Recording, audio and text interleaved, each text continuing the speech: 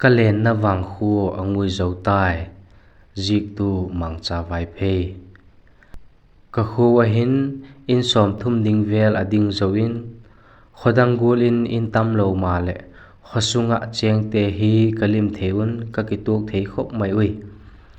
aki koi chum pol kom pu in alien neu ate ka khang chu khoi munin ki tuk leng le sung khat gol ma in ka ki ho the ui kapu hin amin doi ma thang lin siam ti in ka sakmin ala phu khi kaloi le pai te chun siam ti nei ko sakui thingtang gama chun lo bola kiwa ngon ka hi sekun ji khela chun gam sunga sum su thei thil te ho holin khopi lama zok a hi sekhi loi le pai a ki zui chuam le a ki hu chuam kom pu in che na lam chu nelum na vek a hi mai hi ji ti gol ma chun lo ma lamin le a ki hei san le a ki nak sak lo ko ngai puwa ale lam chu ki pan pi tu ka hi zel mai ui keima hi ka newa pat la sak lung lut ka la hi jekin keima tokin le ka thiam thei bokhi tu tiang a hin chu hun bi mat na za chum in le ei gut sekun kho hiang hei velin le la san kala kuan zeu sekhi khuti lom lo le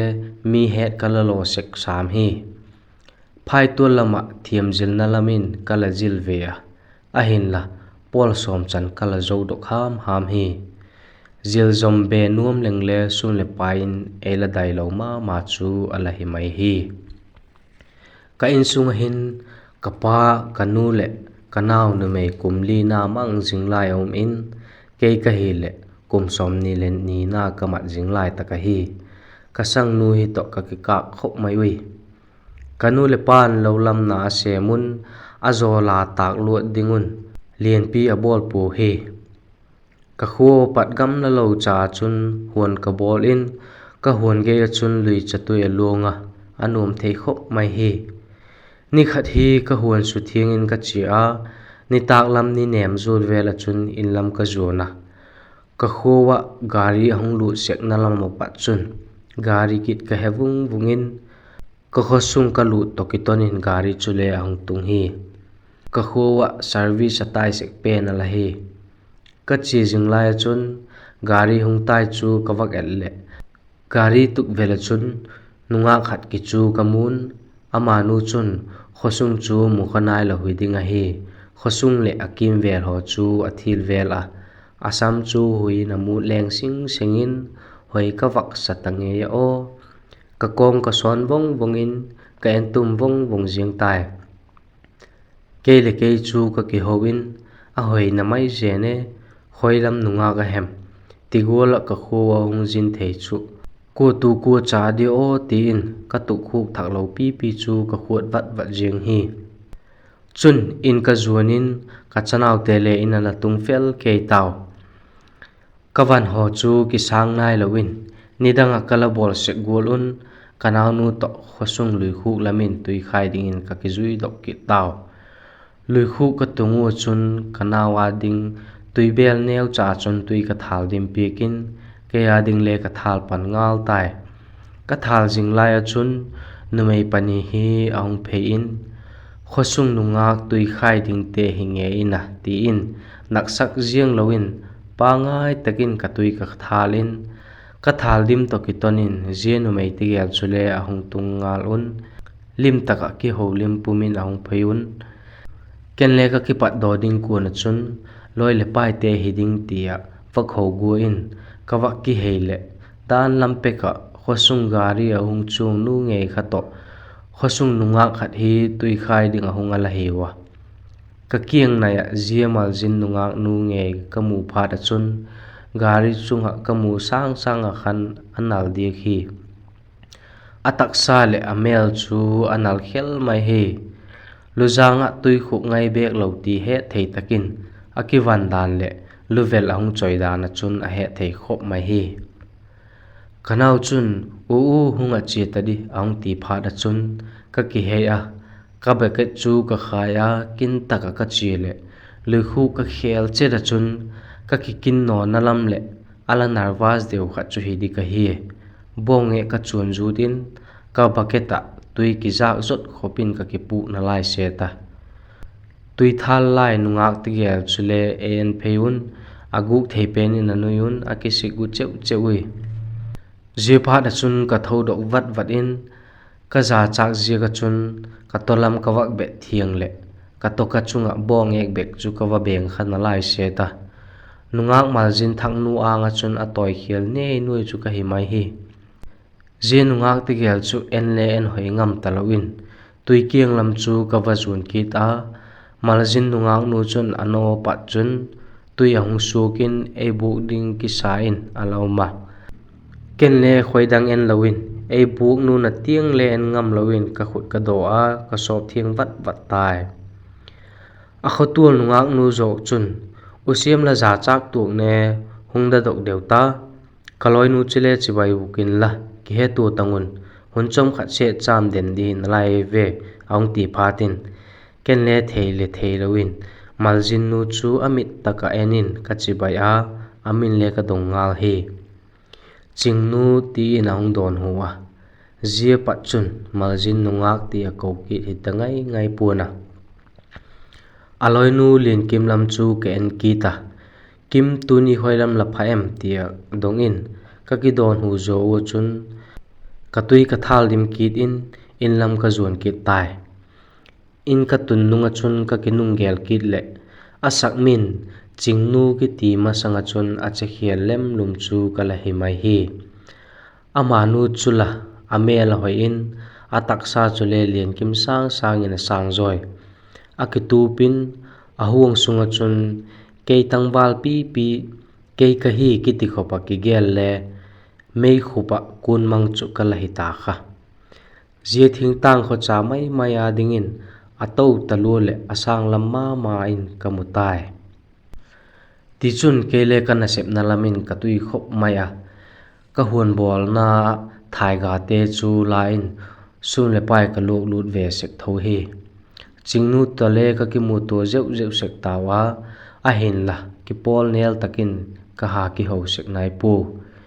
ji jing lai chun la lien kim chun ei dai khom sek na lai hi ni ta khat hi lien kim chu ka inun me kholin hong wang lu ta ken le chingnu chanchin ho chu ka dongin bang chan cham ding hem ti te ho chu ka dong veka lien kim in le hoi takin ei don hu a August tha hi ji ka chun tu kum sungum ding hi ti thule again nge hi kalungu ka chun bang a hem ka he thiam thei chet lo chula he thiam lo phal diak loin ka gi gel vung in len kim chun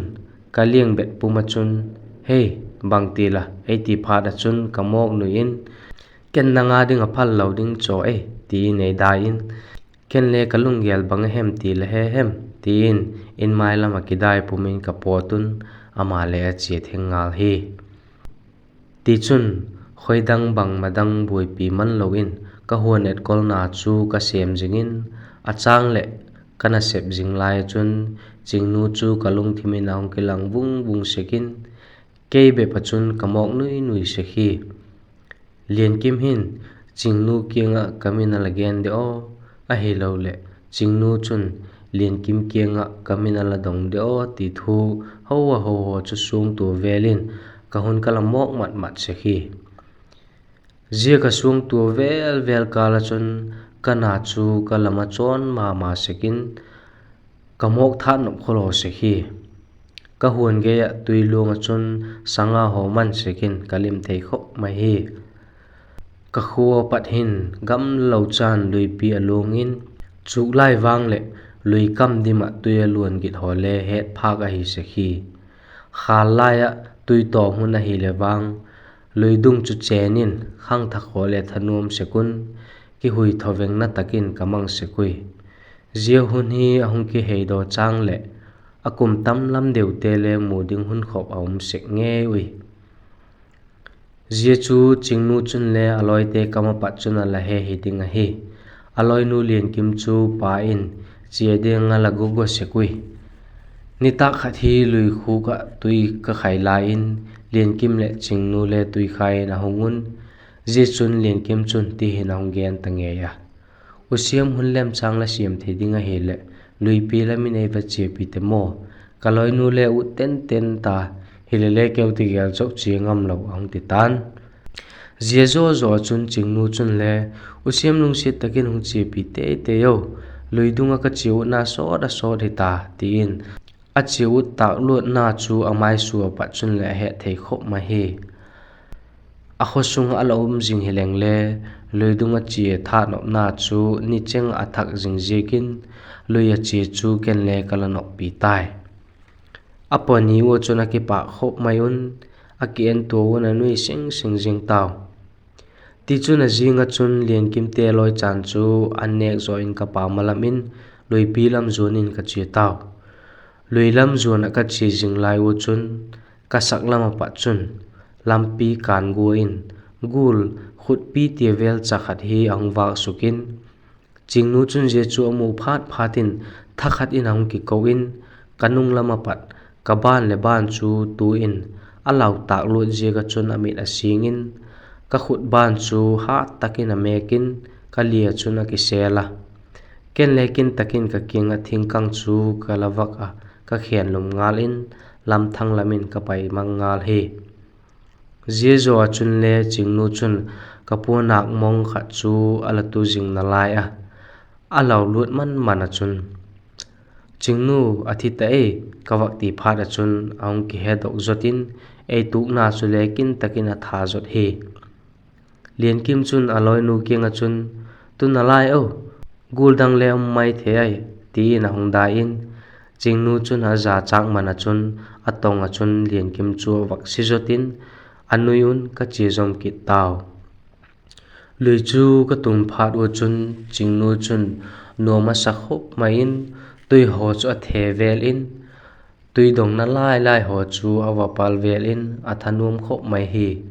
ka kianga suang chunga chun ka ki chu chingnu chu ka en in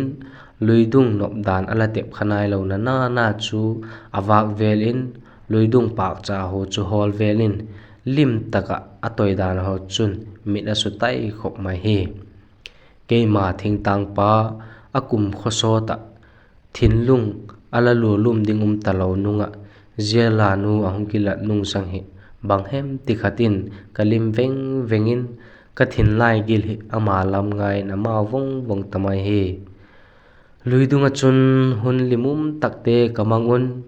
chun in lam ka kile ki taw ka khosak na kong bang kimin chingnu chu ka gel dok sikin akhan huwa ding kala gel seka lomgilin ahung tham jing tai chingnu ahung jina pat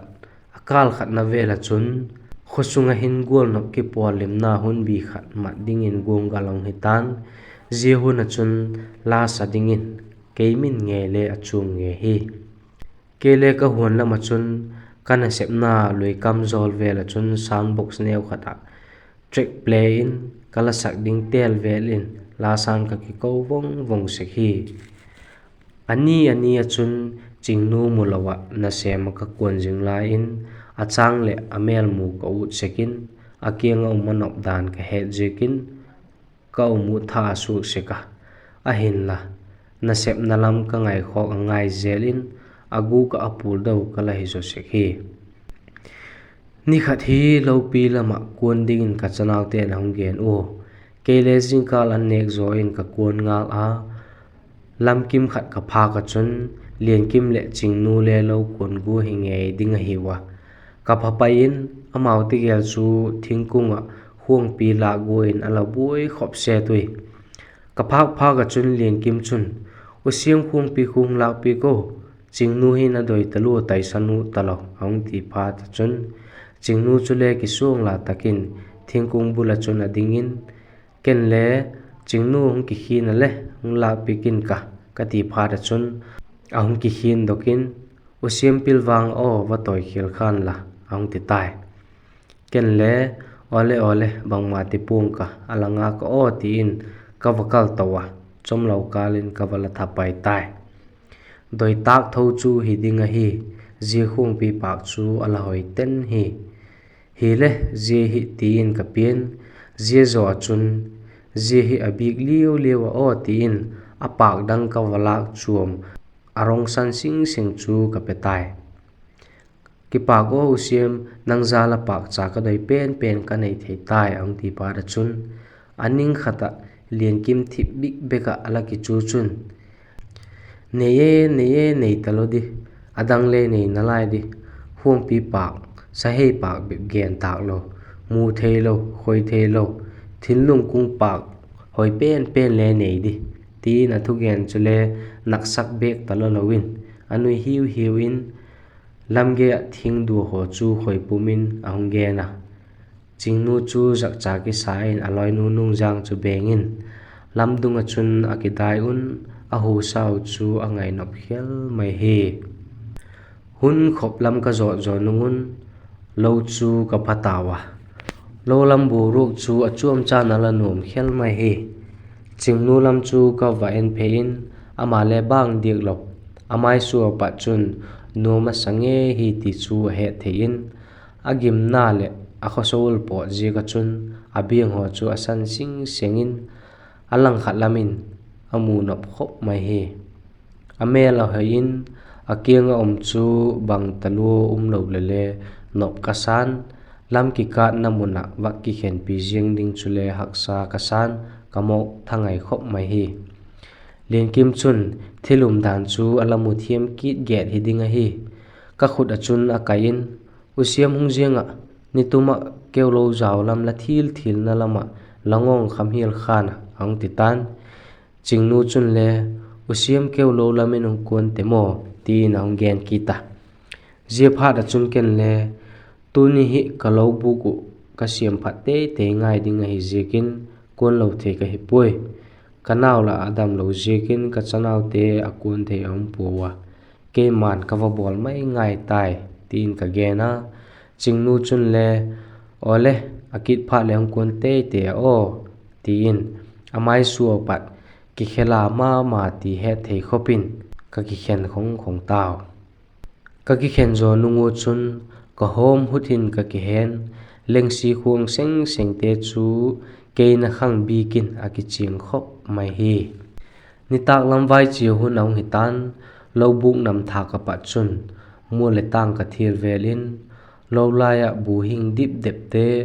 lo zaw sau pi ki mu thei te chu thilin nitak lam hui thi nem hiu chu ong hang ki na la in lung len ong khop mai in chingnu nge le lung gil nong kilang bong jing hi je phat a chun kaung khe dok thut in chingnu te loi chan lap man nge guin hat takin ka chia a hin la amau chu ala chia ma sa heding a hiwin ka del patapoi ti chun khosunga gol nok ki polim na hun bi nge le ong ke he doka khosunga tangwal alien a neu ti loin kalim thei khop mai we ni tak lam ni nem zur vela hun ki pan ding a hi ji ka chun ke nge le kala sak ding chu vel zilin in sunga chun ka husa na khop mai hi program chu apat hunang hitan la saning ka hi ji ka chun adan danin mi pi mu theding penin mun chung phatin ei chu sakui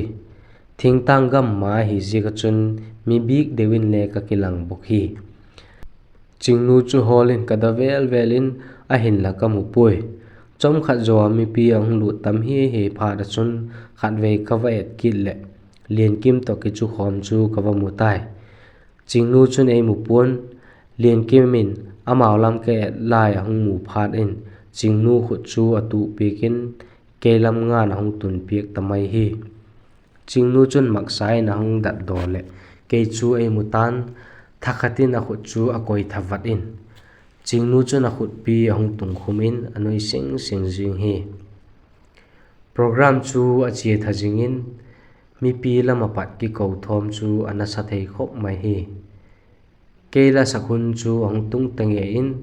kamin ong kilam do pat chun ki ko thom chu angai di hi ti thei khopin a he the hi ka soundtrack chu ong ki play panin mi pi lam ki ko ki le ana sa deu jing tai ti chun je khuwa chingnu ong zina ki pat kalung thima la khat ong ki lang jing kale na wang khuwa lai tol la hung lenga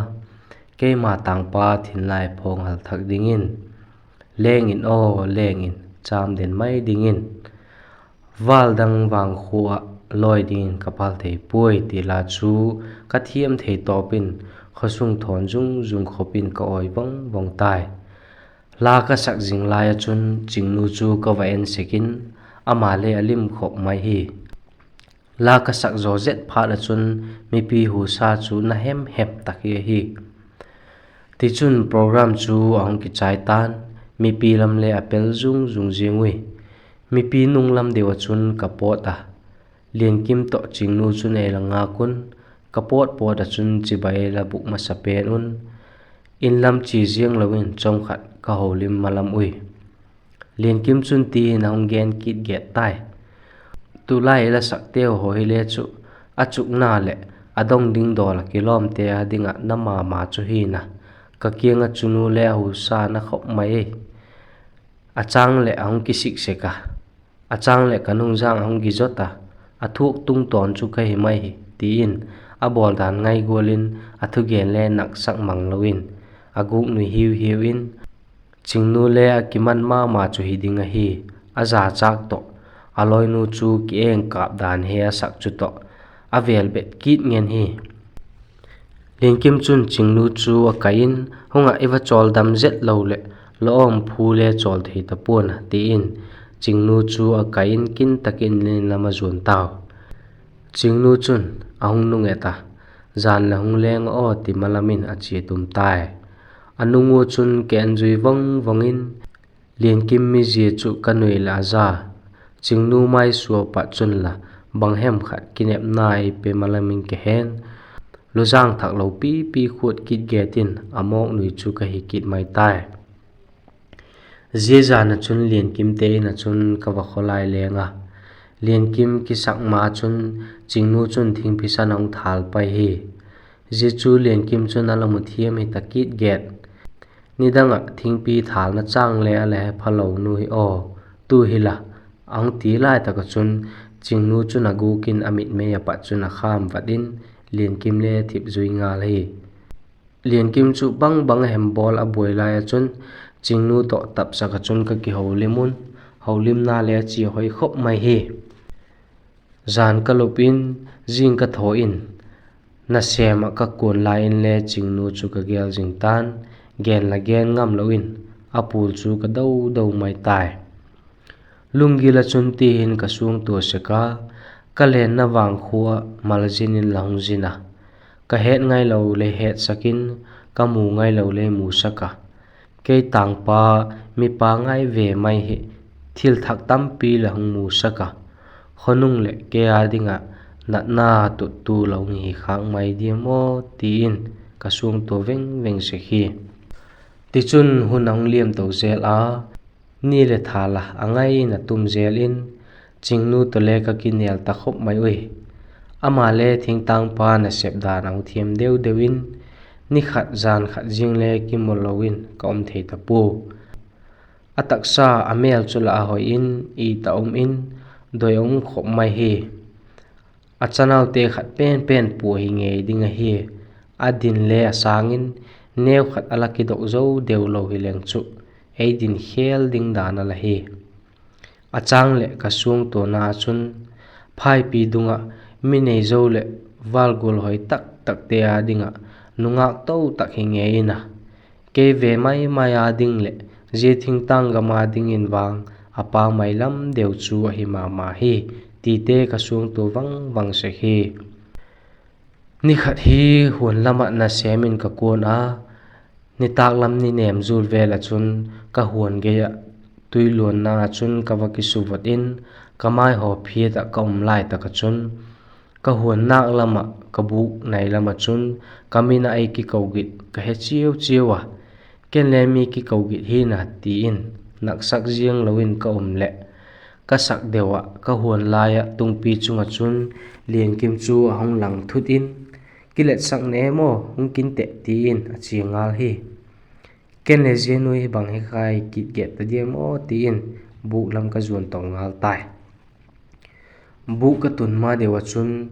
buk nam thak lama pa chun chingnu chu hong ding doka ahong mu pha ra chun ki pak ma mai ti chu amai su pa chun he thei khop ma hi buk nam thak pa chun usiam hung kino ti na hung ki ko a atum ki ngal tai kele ka tung to pa in bu sung ka lu le nek ding chi chum chu bu tonga chuna la pha za kun ela nga ko chu ala hi no ti gel bang dan zilam lam yung tung the mo ka ti le lien kim chun e heu gen nal ki tai le a khu ti le ching nu hung ale chi ki tai ti Asian tun dan cho fu bek pui ti in a pot kit gomai tai ching nu chule a kianga bang a chun ki ne hialin ang nui dok tai liền kim se ki chu o tin ka pathum mu chun kanui vek taw amau ti gel hin ei sulimun kana sepna bang kim chu anumin na sem kuan dinga that be tik la kanei pun ka khovel chu anum khop mai he nek ding hung choi teu chu kanek jing lai un liền kim chun usiam la hon ge ya ngabom la do kha la ba in kha etuni ahung ti tan ken le ka et man nai lo thu ka gen le o a pha chu ken ven ka o ti in a khut a thiek vat in a pot ngal tai ko tang man di chi hi doi pui ka huan to lama chun la salat lat pumin aliam thasuk vong jing hi ai ti sek mo halam la loi nu hi khotang na se pai tale banglam lam hi le ko kho sungo pasal te ataya tai khel sek choi mai hi alung thim na thiang tho mi zo se la ki pol pi the kong kona tiang khut te na san le kong jang dok wang nui pi the ase na sin le ngai bok anu pain le bom bok tin chung nu kenga wa ke chu komin ka phun nok jing hi hun bang hem chan chu kala ki thu thui a hen la chung nu kenga kom chang le ka hin dan hi adang lamin ei hi pin bang hem ti khatin ka hin nai ei su dang lam se khop mai hi et chim tik ni ka nei pun o ka ngai chim pun au lim khok lai mel ma chu hi ka thin lai ei zen dik chu akianga la anumin mi zadan le idin munzila bol dan la athiamin agu ka a it ngoi chu ka himai hi ti chun nek ding hung pu teu chu ka nek lai un chingnu ji hoi ko na siam mo ka ti le ken ka siam na nga di lew ang ti tan agu ken kalim veng jing hi ka te ki sun la sakin la thil siam hi midang ane tak zo dinga tam mai zen to mo kawak ti le buk nam thak lama chuna ki tol phe in thip bekin awaki chu fel ke hi ka thil gen chula wak lu kit abai lam lo mai zen chu to o chingnu ngai da mo hunga ke cho an kanenum poi ka ti le ka du ta poi ka gila kiel ta poi ti choi nei don huwa ken lekin takin ka vanai pheya akianga chun ka waki chu tai chingnu tun bel tuna ki tung mai ding mo kawati phada chun nui ki sum ti chu het thei khop mai hi a ki sum zo talong ma chu hi ding a hi thakhat in ang nui dokin kapani o chun ka chuti mok nui taw tun bel tun chu bang ti na mo ti in nui za taluin ei bet to athuan na lai set hi ka ki chu khom jing lai wo chun chingnu kenga chun gen nop khat ka ne hi ka ti phada chun chingnu chun usiam thil kha choma la ge nu ke thin lunga la thil tam pi ki khol man ta genin ka ngai tha jing hi ang ti ken le chingnu ka lung si thi la ngai lai hi jing ka nom hi lung si ti nei pomin o ka ti tan chingnu chun usiam aku ma sap hi ki gen se le ngai lawin a he thei sa chu a hi mai hi a hin la long lu si na chu ka pomin ken le ka lu si thi thei hi lewang ji khwa hin le de da chung leng wa chaten thinga bel gol le thapi le oxygen van ti lo building a nei lo golin ken le la ang lum sung ka bel nom hi khoidang wal te hian la phai to la wal gol te hi tale ka thin lung lu zo hi nang bep la hi ti nang gen tai o lungo yaw min chan pha chu kawak chang hoina mai zene lung siat na suai chu chingnu chalin kawak kai chewin ka huan tolama lien kim kiang lam chu zonin ka che suk taw lien kim kiang ka wat tungun chu o ka huan chu hun khop set ala thau chai man hi en teo ji zat pi hi ala ki tho man ta ji chan chana kha chai nai lo ti mong mong aso dehulam ken la lahung pai dia mu ka ti le tin hong dai ki ge tai chingnu chun akinga suang chang ho chun lian kim chu a sepin lian kim chu le ki chom vel zat zat in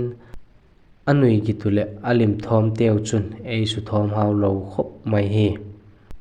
anita ka chun chingnu ken ka ba kholai lenga lian kim le chingnu chu vokan huanin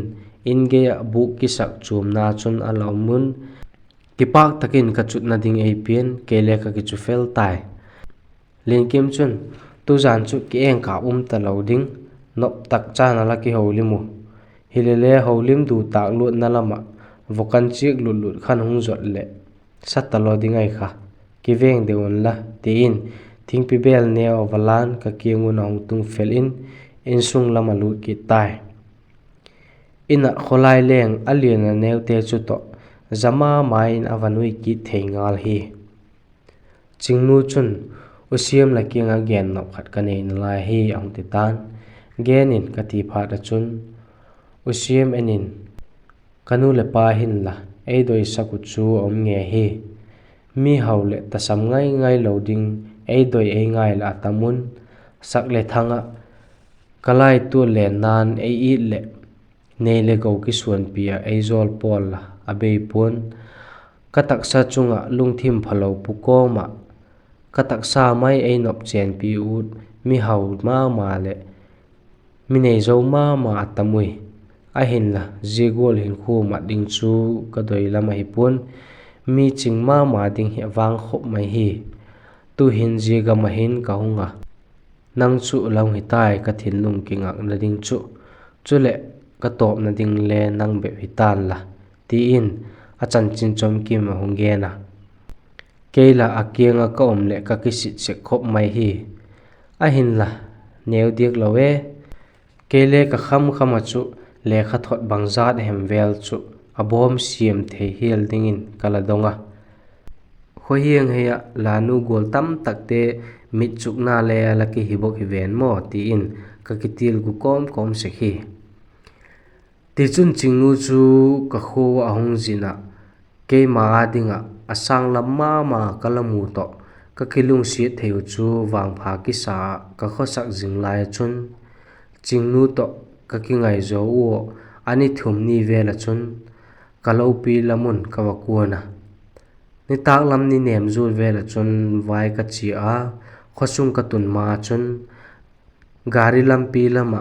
khosung lam nung ngada gari tai tum vong gi chu ka hepatan kenle ko tak a hidiam mo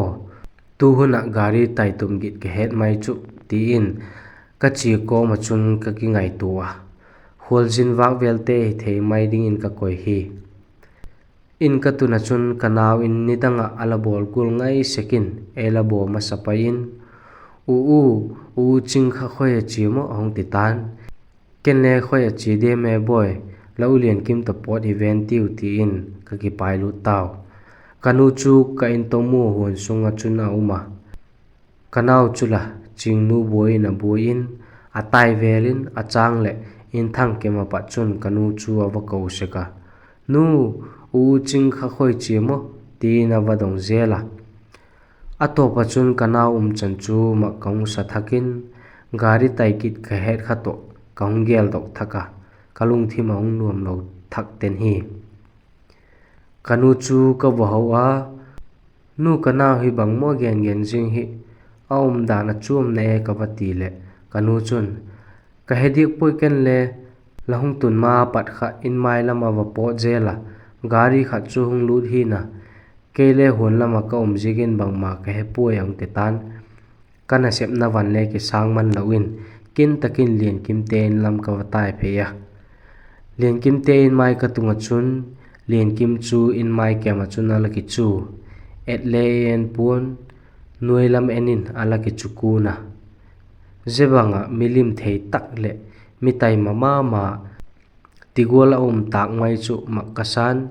jing lai chun la ki pa taka ai lam tu ma sapen jing chingnu mel chu mu dingam tapoi in sung lama hem khoi taka hema bang hem bol a boi hi na ti in ka koi na lai a hin la a thip chet dan chu wang ka ngai nop tak tak ta pui lin kim kiang a chun kim bang ti mo chingnu la ti in ka dong nga la ji phat a chun lian kim chu a hung dak doka amai su chu angui in a et hak khop mai hi ka vanai phe in kim bang ti mo chingnu la hoi ma ti in ka vada vela a hin la mu ding a la him him ta pui lin kim chun avokan huan sekna bu lama chun e kai phe in ti hin ong gen tai usiam nang le thu thei ding in kong ging chai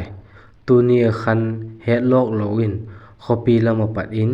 chingnu u te pasal pan yang tung thudun gari le hong pui nge wi ke le chingnu chu vai chi in ka tun u ka ki sak fel zo lai takun a hong tungun chingnu pui ding a hong chu ala heu a u te gen dan a chun chingnu hi gam dang a thot do gut wa hi apa loi te khat hi mi hau sama ma khat au ma ne le go sum le pai ata sam ngai ngai ta lo ding in mun lo mun sum le pai sim sen lo ane in ama chu to ki cheng ding a hong pu yu chu hi mangolin pan kho in mangolin na dang ma lengun le ziom thei ta pui chingnu le u loin ala panga ala danga kap le mawin mi thi to apang hial hi kilung siet pi dik tak ka nei tan sum le pain ka mo pon tuwa ka din mun hin ka hun tok tai ei tai sanun tia a thei top suwa ala nang ma le a su pi te hi wa a pen na pa thu pek dung zui nge a hunga hi jekun chingnu a ding in zui mai lo chu lam dang om ta pui lian kim chun again na lai in chingnu khan nang ma hung tai san ding chu thi tu ka gelin pana kho in kitoma thapi suwa pang ma le au pa ten la nu mei na na chu pang ma kham salawin apui dok taw ke man le ka thei top ka su in ka nu mei chan pi dik na chu pan sanin kala pang in bangolin pang ma leng chingnu in sung mi te a hi nge jikun lo thei kala nei ta pu jingma ma le kin taka ki thak mang pai ding ai taw usiam lung si takin ai ngai da min o chingnu kal hum bi zo ta pui bang tik line le ke muki talo ding in ang tai san tai tin ami tui chu o lolin a binga chulang ba tha tai usiam ai ngai da min o nat na kong nu si jikin chi lo thei ka hi ta pui ilen khop hung sung chu a chom na e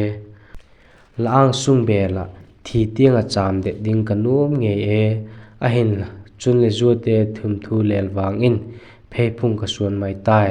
e ngai damin e ngai dam tak zitin o chung thang wan sang in ki tu ki na he ti ka thin lung sunga chi bang le tu pi lung si na he kum tung in he jing tang ka tin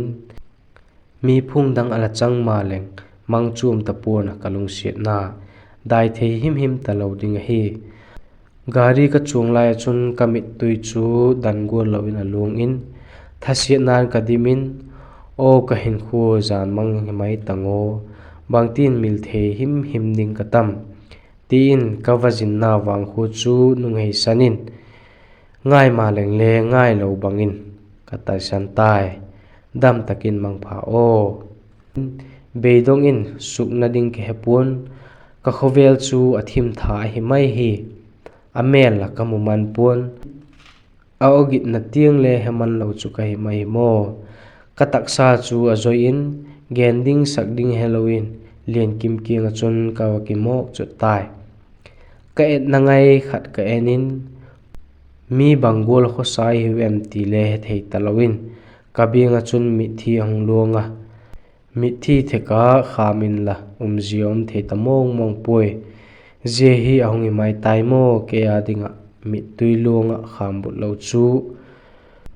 lung in lung mang mai ta na khovela walgol tam taklakin je gam hin ke le hung bela ke thin lai mol tak hi long phong hal thakin dangka sum le pai ngai na talo dingin thil tam tak le nu si in kalau ka thai kiang na tiang le kala ki te phelo hem tu hin kong veng bi zo ta pui mo chingnu leinu si sul nung cheng le gam tina thom git ngai nop tak tak te leinu si te ho hi bangtin tham mangin bangtin oidam theding katam luilamin la hu sai leinu si in ka huan lamin la keng nung leinu si a lo zaw lamin la pa gim tui leinu si a khoya vai a kana dam na ding ka mutadim khang hoi ipa lai ni chu ji chanhin sum mai ding tai mo nunglam ibul khop lai ni chu bangin achu mangzo tadim achu mangzo dinga ate pi ding la ampui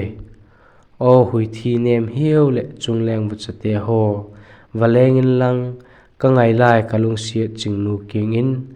ka ngai jingin kalung siat jing hi ti bek evagian pik main o ka ngai lai chingnu dam takin chin lang mi phung wa chang mai tan o ti in ka benga mi thi lung chu thikin ka thin lung ana vong vonga ke adingin ka len na wang khopi angui zo tai je chan hin thun thu chu atop tai